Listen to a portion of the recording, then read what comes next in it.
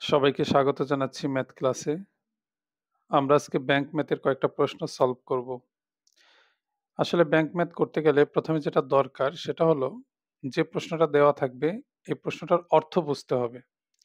আমরা যদি প্রশ্নের অর্থই না বুঝি তাহলে এই প্রশ্নটা আমরা করতে পারবো না।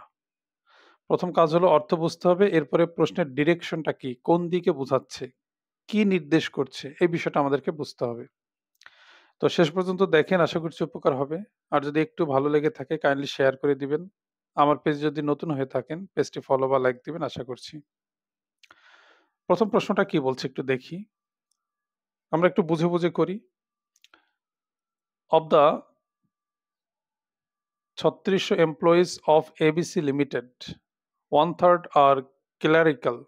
মানে কোন একটা কোম্পানি এবিসি যেখানে 3600 এমপ্লয়ি আছে, চাকরিজীবী আছে, তার ভিতরে 1/3 হচ্ছে ক্লারিক্যাল মানে করণিক।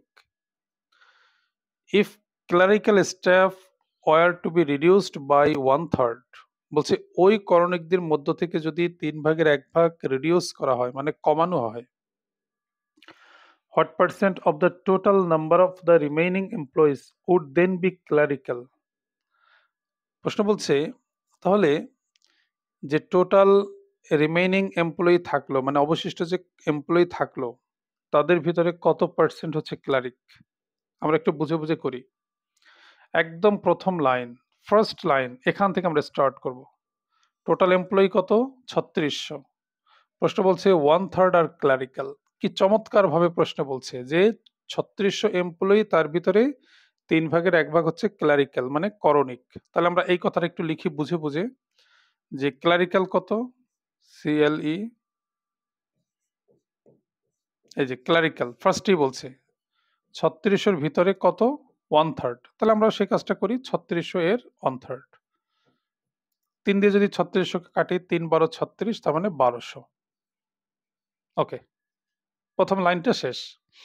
ম্যাথ আসলে এভাবেই শিখতে হয়, লাইন বাই লাইন, তাহলে ম্যাথের মজা পাওয়া যায়। প্রথম লাইনে বলছে 3600 এমপ্লয়ি, তার ভিতরে 3/1 হচ্ছে ক্লারিক্যাল, আমি বের করলাম 1200 হচ্ছে ক্লারিক্যাল। এরপরে বলছে if clerical staff were to be reduced by 1/3, বলছে যতজন ক্লারিক্যাল স্টাফ আছে তাদের 3/1 কমানো হয়েছে। তাহলে রিডিউস করা হয় কত মানে কমানো হয় কত, এটা একটু দেখি আমরা। রিডিউস 1200 এর 3/1 রিডিউস করা হয়, কমানো হয়। তাহলে কত কমানো হবে? 3 দিয়ে যদি কাটি, 400। 400 কমানো হয়েছে, তাহলে আছে কত এখন? 1200 জন ক্লারিক্যাল ছিল, তার ভিতরে 400 জন কমানো হয়েছে, এখন আছে কত এটা একটু দেখি আমরা। আছে রিমেইনিং আর কি। তাহলে 1200 থেকে 400 মাইনাস,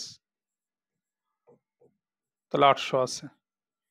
ওকে, এখন এখানে ইম্পর্টেন্ট যে বিষয়টা বলছে সেটা হলো what percent of the total number of the remaining employees, মানে অবশিষ্ট যে এমপ্লয়ি আছে তার কত ভাগ ক্লারিক্যাল, এটা কোশ্চেন, কত পার্সেন্ট। আচ্ছা, তাহলে অবশিষ্ট রিমেইনিং আছে কত মানে অবশিষ্ট ক্লারিক্যাল, অবশিষ্ট এমপ্লয়ি আছে কত। এখানে একটা ইম্পর্টেন্ট বিষয় হলো বাদ দেওয়া হয়েছে কত, বাদ দেওয়া হয়েছে 400, বাদ দেওয়া হয়েছে 400, আর ছিল কত 3600। তাহলে এমপ্লয়ি আছে কত, এমপ্লয়ি আছে কত এটা একটু দেখি আমরা। টোটাল যে 3600 সেখান থেকে 400 মাইনাস করতে হবে, তার মানে এমপ্লয়ি আছে 3200। অনেকে ভুল করে কিন্তু টোটালের উপরে কাজ করবে, যেটা ভুল হবে। এই কারণে এই 400 মাইনাস করতে হবে। তাহলে টোটাল এমপ্লয়ি আছে 3200। প্রশ্ন বলছে এই 3200-র ভিতরে ক্লারিক্যাল যে আছে তা কত পার্সেন্ট। তাহলে আমরা এই পার্সেন্টেজটা এখন বের করি। টোটাল আছে কত 3200, এই 3200-র ভিতরে ক্লারিক আছে কত 800, এই যে 800। তাহলে একটু পরে লিখি আমরা, মানে 3200-র ভিতরে আছে 800, একে কত 100-তে কত, যেটাকে টেকনিক্যালি এভাবে লেখা যায়।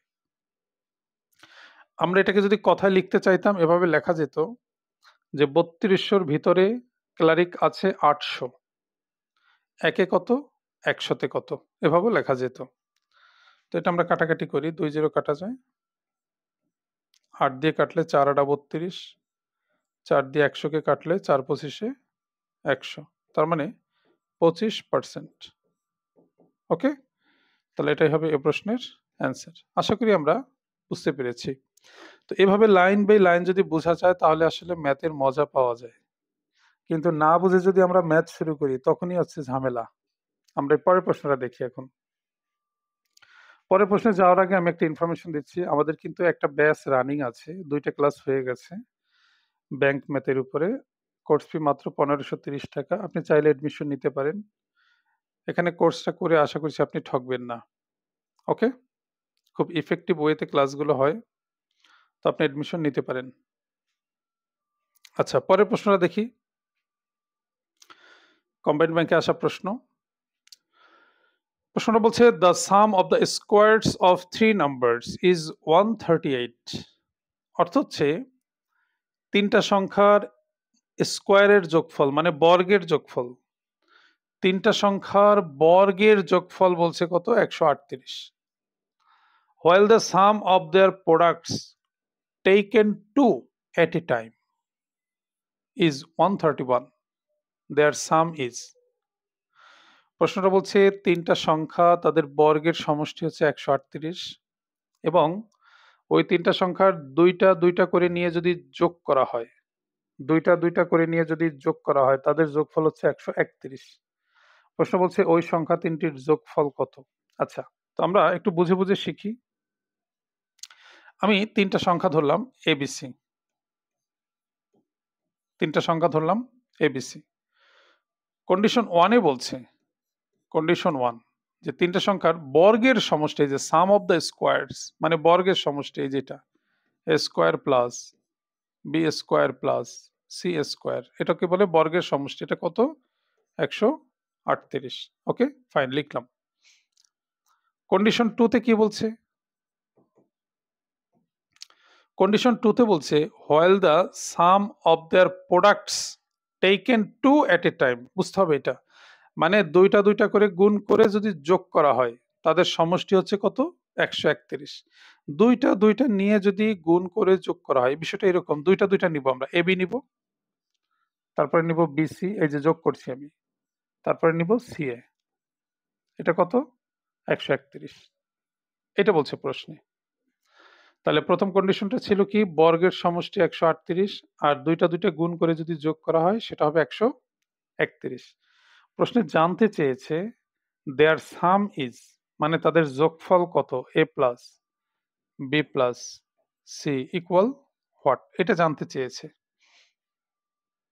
তো আমরা যে ফর্মুলাটা জানি সেটা কি, উই হ্যাভ, আমরা জানি একটা ফর্মুলা আছে, A plus B plus C whole square সমান A square plus B square plus C square plus 2 into A B plus BC plus C. এটা আমরা জানি, আমরা এই ফর্মুলাটা সবাই জানি, এটা আমরা একটু মনে রাখবো। তো এখন এখানে একটু মান বসাই। এ প্লাস বি প্লাস সি এর মান চেয়েছে, এটার ভ্যালু কত, এইটুকের 138 প্লাস 2 ইন্টু এটার ভ্যালু কত, 131, ওই যে, তাহলে 138 প্লাস 2 একে 2, 262, তাহলে এটা যোগ করলে কত হবে, 400। যোগ করলে এই 400, এটা কার value, A plus B plus C whole স্কোয়ারের ভ্যালু। তাহলে A plus B plus C সমান কি হবে, রুট ওভার 400, কারণ স্কোয়ার উঠে গেলে রুট দিতে হয়, আর রুট ওভার 400 মানে কি 20, কারণ 20-এর স্কোয়ার 400। তাহলে প্রশ্নের অ্যান্সার হবে 20। 3টে সংখ্যার যোগফল জানতে চেয়েছে, যার ফলে 20 অ্যান্সার। ওকে, তো ভিডিওটি কেমন লাগলো কমেন্টে জানাবেন। এরকম নতুন নতুন ভিডিও পেতে আমার পেজটি ফলো বা লাইক দেবেন আশা করছি। সবাইকে অসংখ্য ধন্যবাদ।